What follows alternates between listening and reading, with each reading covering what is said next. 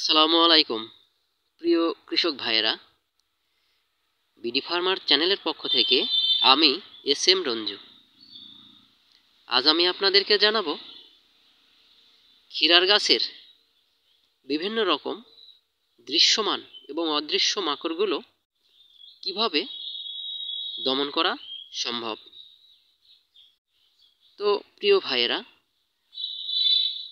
আপনারা যদি কৃষি বিষয়ক বিভিন্ন রকম তথ্য এবং পরামর্শ পেতে চান তাহলে আমার চ্যানেলটিকে সাবস্ক্রাইব করুন। ক্ষীরার গাছগুলো সাধারণত যখন অনেক ছোট অবস্থায় থাকে, এরকম সময় বিভিন্ন রকম লাল মাকড় দ্বারা আক্রান্ত হয়ে থাকে।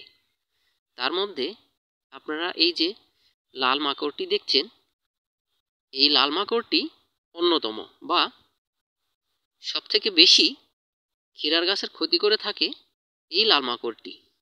পাশাপাশি অন্যান্য মাকড়ও থাকে। তো আপনারা এই লাল মাকড় দমনের জন্য অ্যাসিটামিপ্রিড গ্রুপের কীটনাশক অনুমোদিত মাত্রায় আপনাদের ক্ষীরার ক্ষেতে স্প্রে করবেন। তাহলে আপনাদের ক্ষীরার ক্ষেত থেকে এই লাল মাকড় দমন হবে। এবং আরও একটি বিষয়, যদি আপনাদের হাতে সময় থাকে সেই ক্ষেত্রে আপনারা খুব সকাল সকাল আপনাদের ক্ষীরার ক্ষেতে যাবেন, কেননা এই লাল মাকড়গুলো সকালবেলা পড়ে না, গাছের পাতায় পড়ে থাকে। ইচ্ছে করলে আপনারা হাত দিয়েও এই মাকড়গুলো অনেক দমন করতে পারবেন।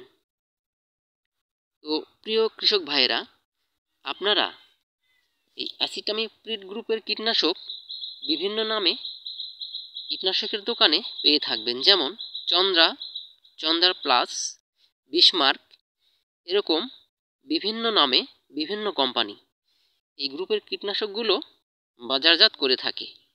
আপনারা আপনাদের নিকটস্থ কীটনাশকের দোকান থেকে এই কীটনাশকটি সংগ্রহ করে আপনাদের ক্ষীরার গাছে স্প্রে করুন। 7 দিন পর পর স্প্রে করলে এই লাল মাকড় দমন মোটামুটি 80% সম্ভব। তবে আরও 20% ঘাটতি থেকেই যায়। তার কারণ এগুলো সাধারণত উড়ন্ত মাকড়, এরা সবসময় এক জায়গায় থাকে না,